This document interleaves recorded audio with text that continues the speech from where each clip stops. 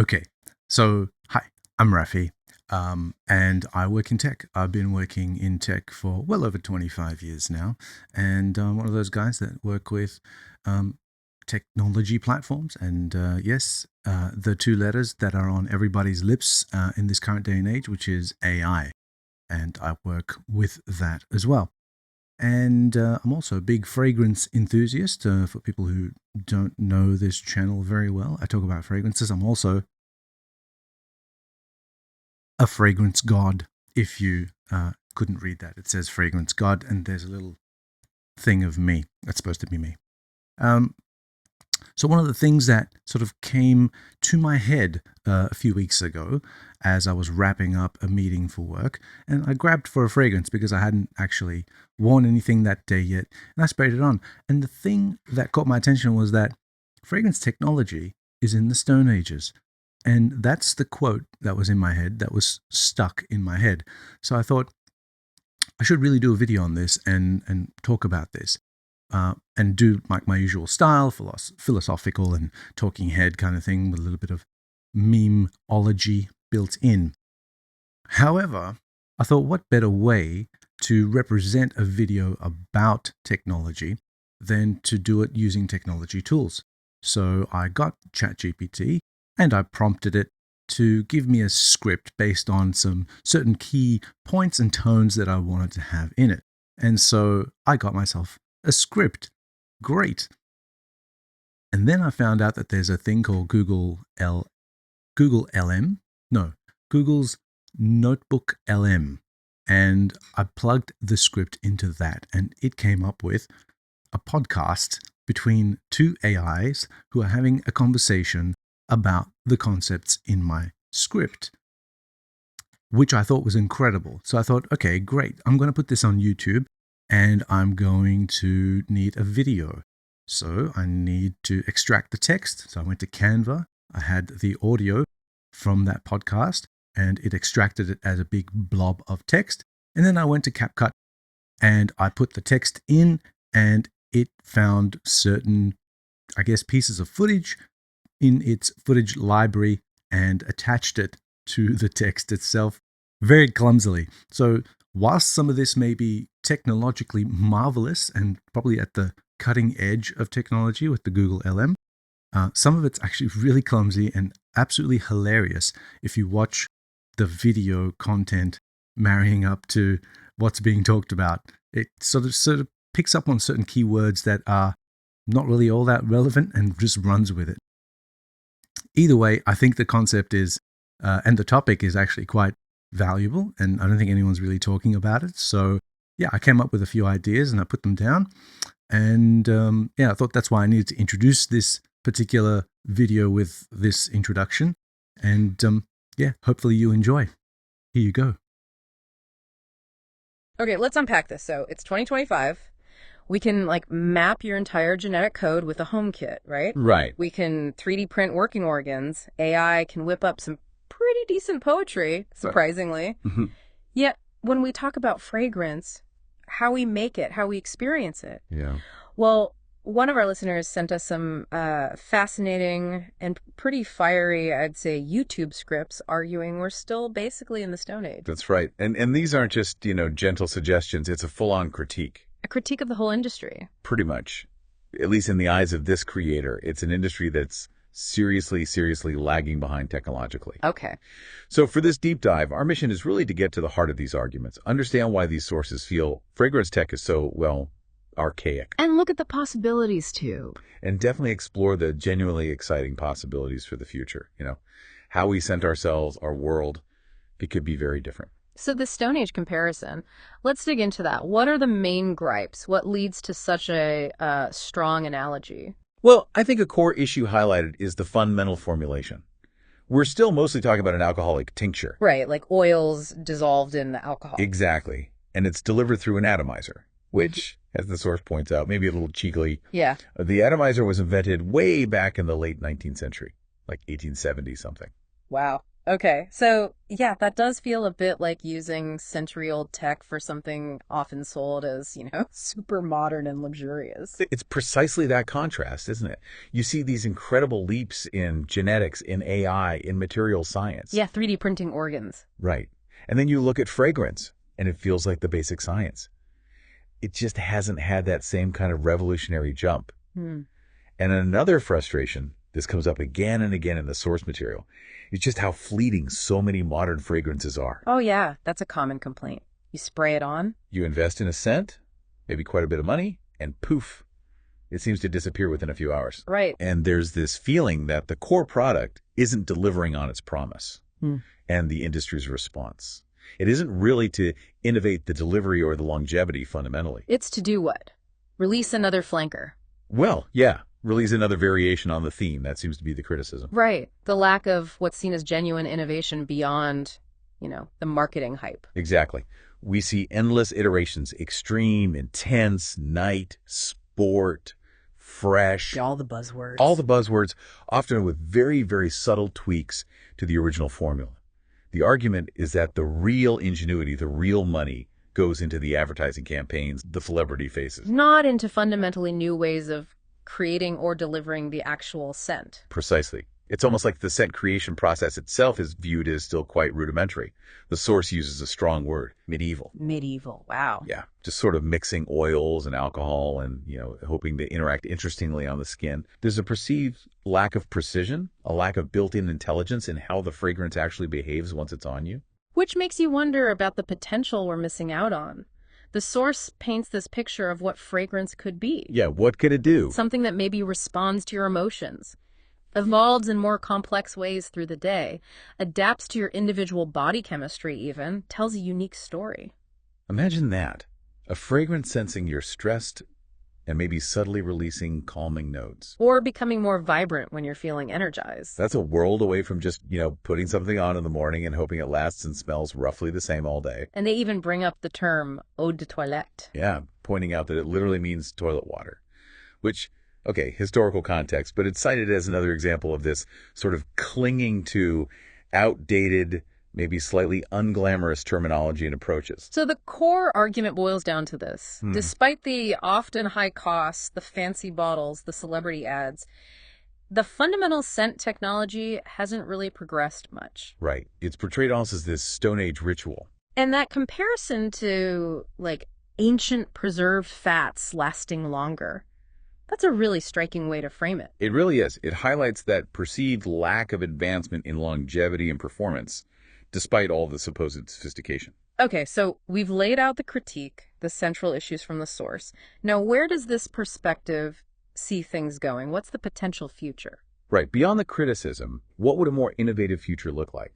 What if the industry did move past these limitations? Well, the scripts offer some really fascinating possibilities. First up is this concept of smart adaptive fragrances. Okay, smart and adaptive. What does that mean? Think of a scent that isn't just static, but actively responds to your surroundings, maybe even to your own body. Exactly. The idea is it could monitor things like the temperature, the humidity, maybe even physiological signals like your heart rate. Seriously, like your watch does. Kind of. And based on that data, it adjusts the scent profile. So you might get lighter, cooler notes in the summer heat automatically. Or richer, warmer notes in the winter. Yeah, or perhaps calming elements when it senses you're stressed. Or bolder notes when you're feeling confident. A truly personalized dynamic experience. Which is totally different from a scent just sort of passively interacting with your sweat, as the source puts it. Right. It's moving beyond passive reaction to active data-driven adaptation. That is cool. Then the second really interesting idea is programmable scent chips. Okay, that sounds even more sci-fi. Chips. Yeah, well, instead of spraying a liquid, imagine a small wearable device, like a patch or something. And it contains a library of base scent molecules, and you could then program the specific blend you want it to emit. So you mix and match on the fly. Kind of. Maybe a vetiver and fig combo one day, then switch it to leather and violet the next. Wow. Okay, so it's like having a constantly evolving, customizable personal scent cloud without needing, 50 different bottles. Exactly. It changes the whole game from buying pre-made stuff to actively curating your own scent experience moment by moment. That's a big shift. Then there's the potential of AI. AI-created personal fragrances. Right, using artificial intelligence. Right. How would that work? Well, this leverages data. Imagine having your unique scent DNA analyzed. Scent DNA. Yeah, like your individual preferences, maybe how your skin reacts to certain molecules, and perhaps combining that with other data about your favorite smells, maybe even your Spotify playlists. The playlists. Seriously. The source suggests things like that. And an AI could then generate a completely bespoke fragrance formula just for you. So forget trying to find something off the shelf that fits. Exactly. This is true. Individualized scent creation, tailored right down to your personal profile. It really taps into that idea of personal expression, doesn't it? Instead of choosing from what's out there, something is made uniquely for you. Totally. And the concept of emotionally reactive fragrance wearables takes this personalization even further. Okay, how's that different from the adaptive ones? It seems more focused specifically on well-being and mood. So the wearable detects your emotional state, maybe through heart rate variability, skin conductivity, things like that. Yeah. And it releases specific scents known to influence those emotions. Think lavender for stress, maybe citrus to boost energy. Or, as the source puts it, sexy dark accords for impulsive decisions. Huh. Yeah, the source definitely has some fun with the possibilities. But the core idea is like personalized aromatherapy, triggered by your own body's signals in real time. What aspects of these innovations really jump out at you? For me, it's the sheer level of personalization and responsiveness. It's moving way beyond just smelling nice. Right. It's about creating a scent experience that's deeply connected to who you are, what you're doing, how you're feeling. Exactly. And then there's the critical element of sustainability, which comes up with sustainable molecular perfumery. Yeah. This tackles the ethical side, the sourcing issues. Right. Concerns around traditional ingredients like those from endangered plants or, animal byproducts like ambergris or musk. Which are still used. Sometimes, yeah. Or synthetic versions are used. Yeah. But this idea is about actually growing specific scent molecules in a biolab. So like lab-grown fragrance. Essentially. Yeah. A much cleaner, potentially more ethical and sustainable alternative to harvesting rare resources. But the criticism is that the industry doesn't lean into this enough. The source's critique here is that the industry often clings to the older, maybe less sustainable methods, partly because they're perceived as more luxurious or traditional. The allure of natural, even if it's problematic. Perhaps.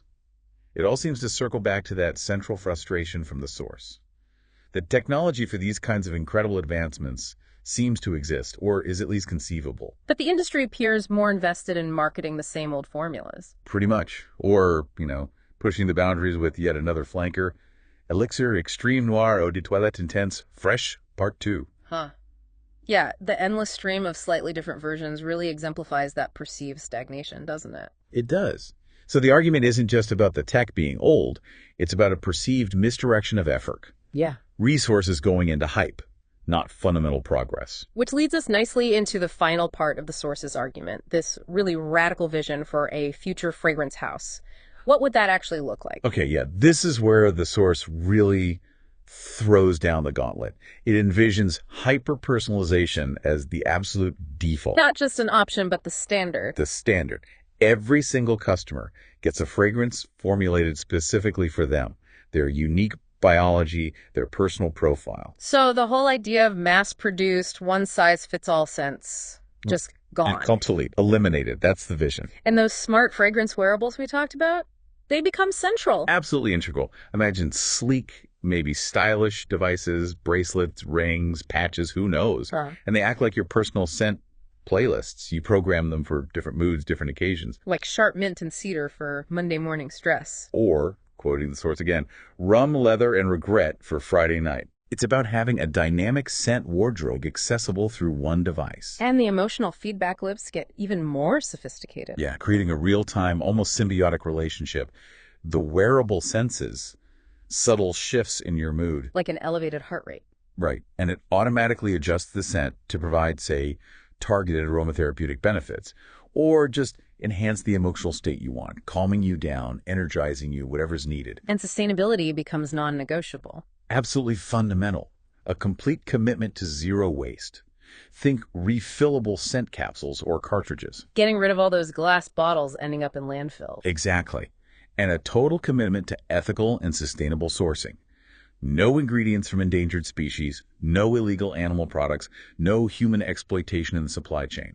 It's the standard, not just a niche eco offering. That's a huge shift. What about limited editions? People love exclusivity. Well, this source reimagines that too. Instead of mass producing a limited batch of bottles, Yeah. each individual scent capsule or refill could generate a unique batch code tied specifically to the user, maybe even logged on a blockchain for verification. So you get true, verifiable, one-of-a-kind exclusivity for your personal scent badge. Precisely. Infinite limited editions, but each one genuinely unique to the individual. Wow. Okay, that is a complete rethinking of the entire experience. It's a stark contrast to the vision of traditional houses just churning out, as the source mockingly puts it, eau de bland intense sport extreme flanker 17 in wasteful packaging. Right. And the underlying point, again, is that the tools to create this future, the AI, the biotech, the sensor tech, they're likely already here, very close. What seems to be needed, according to this viewpoint, is the will. The willingness to disrupt the current system, to invest in genuine innovation over just marketing. Okay, so to kind of wrap things up, the sources our listener shared paint this really clear picture of tension. Definitely. An industry that seems perhaps quite comfortable with established, arguably outdated technology. While this huge potential for revolutionary advancements remains largely unexplored, untapped. Yeah. We've dug into the core arguments. The critique of relying on what's basically 19th century spray tech. Right. The genuinely exciting possibilities offered by smart, adaptive, deeply personalized scents. And this really radical vision for a completely reimagined fragrance industry, one centered on the individual, on dynamic experience, and on sustainability. It leaves us, and you listening, with a final thought, I suppose. Imagine a fragrance experience that is truly tailored to you, that adapts to your day, your mood, even your very being. Do you think the fragrance industry will actually embrace these kinds of potential innovations? Will it evolve beyond this perceived Stone Age? Or will it continue down the path of, incremental changes and marketing-driven releases? It's definitely something to ponder. Maybe the next time you reach for your favorite bottle, what could that experience be like?